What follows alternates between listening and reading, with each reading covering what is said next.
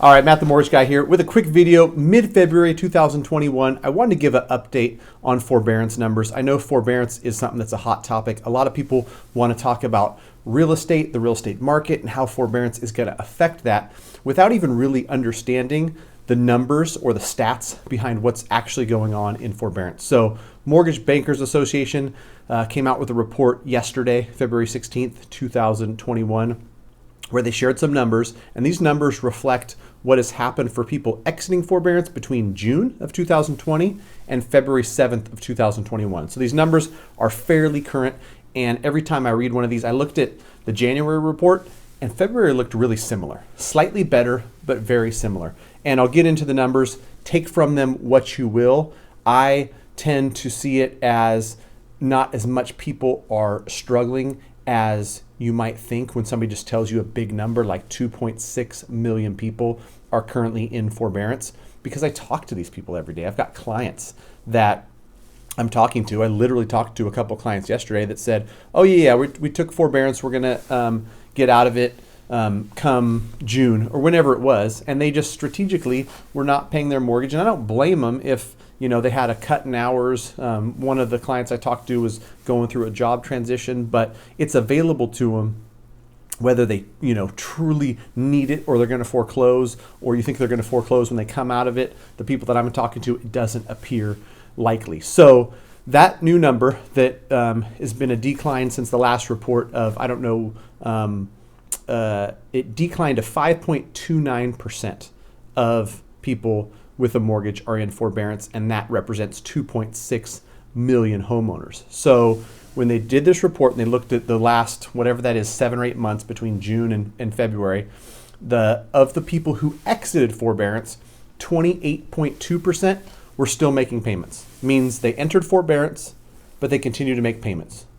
They were in forbearance as a just in case, but they decided that rather than get behind and tack on stuff on the end or have some payments due, they just continued to make their payments. So nearly 1 in 3 people in forbearance of these 2.6 million could still be making their payments. And 1 in 4, or 25.2%, as these latest numbers, opted for some sort of loan deferral, which I think is probably the best option coming out, meaning you missed 6 payments, you owe that mortgage company $9,000 or whatever those 6 payments represent. They basically put a silent second loan on the back of your first loan. And so when you go to refinance or you pay off the loan, you still owe them that $9,000. You don't pay anything this month, you don't pay anything next month, and you just owe it to them to be paid at a later date. There's no interest added on or whatnot. It's something that every servicer that I've talked to or heard of through my clients and through talking to other people about it are offering, and it's a great option. So there's that. 15.4% opted for a reinstatement, meaning they paid off what was past due. And they said, hey, here's the $9,000, I want to pay it. I don't want to owe it when I, refinance or pay off my mortgage. So reinstate, pay up, we're good to go. Let's start paying payments on March 1st and pretend like this never happened. And those people probably represent the ones who, when I talked about forbearance prior, I said, there's some people that are uncertain. And if you're uncertain, maybe you take it just in case. And these people, it sounds like it was that, right? It was just in case. And then coming out of forbearance, they realized, I kept my job, everything's good, the forecast forward looks good, I'm going to pay you what I owe you, I don't want to mess around paying it off afterwards or have a second behind my first loan, we're good. So 15.4% of these folks reinstatements, meaning they paid off what was past due. 13.8% had no plan in place when exiting. Now, that might sound alarming that there's no plan in place when they exit, but truth be told, if you looked inside of how some of these servicers and some of these banks are handling forbearance, some people clicked a couple buttons online. Are you having trouble making payments? Yes. Are you this? They entered forbearance and didn't even really know it. And so I have a feeling that a vast majority of those people will eventually figure it out. They didn't know. The communication with the servicer or with the bank was just bad. And so there hasn't been communication to figure out what they're going to do. So for those 13.8% of people, eventually they're going to figure it out, I believe. 7.7% of people entered into some sort of loan modification. And if the past has taught us anything, and it's taught the banks anything, banks don't want to foreclose. It's messy. It's a lot of work. The bank, even if there's equity in the house, but by the time that they foreclose and they pay somebody to sell it and they keep this non-performing asset on their books for 18 months, it's a wash anyway. So if they can keep a homeowner in their house, work out some sort of loan modification, I'm sure that they'd much rather do that than foreclose. So I'm not sure if every servicer or every bank is offering modifications, but 7.7% of the people that left forbearance in the last 7 or 8 months entered into some sort of loan modification.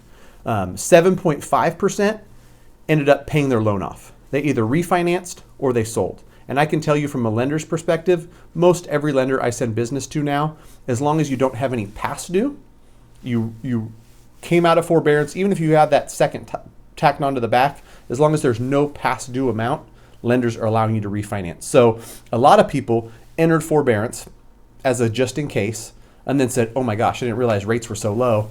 I got to refinance. I don't want rates to go up. I'm going to save $350 per month. Came out of forbearance and refinanced. And so that was what 7.5% of people did, is they came out and they either refinanced or they sold their house. Or the sale of their house, crushed the forbearance because there's no more loan. 1.9% in this report they did. The remaining 1.9%, some sort of repayment plan, a short sale, a deed in lieu, something else. So it's just like a big other bucket. So that's the latest report. If I go back to January's, the numbers look very similar. Like 28.8 still making their payments, 25.2 deferred, 15.8% reinstated, meaning they paid it back. I mean, the numbers are almost identical. And that's like January 10th to today's February 16th report. So similar. They're just kicking the can down the road. They're allowing people to, it's an option for them, so they're taking it.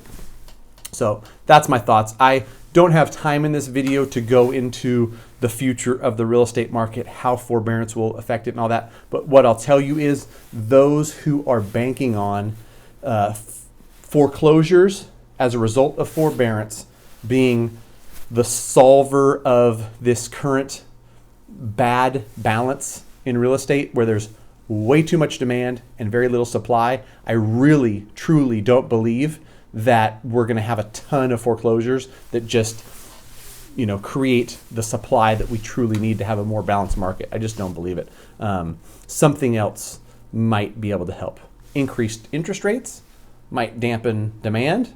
If builders can build a little bit faster, even though construction prices are through the roof, that could help on the supply side. But banking on a bunch of forbearance foreclosures and a big market dip, highly unlikely in my professional opinion. So I wouldn't bank on it. I wouldn't hold your breath for a big sale in real estate. That's my thoughts. Hope it helped. Any questions at all, please feel free to reach out. Matt, M-A-T-T, at mattthemortgageguy.com. Thanks for watching.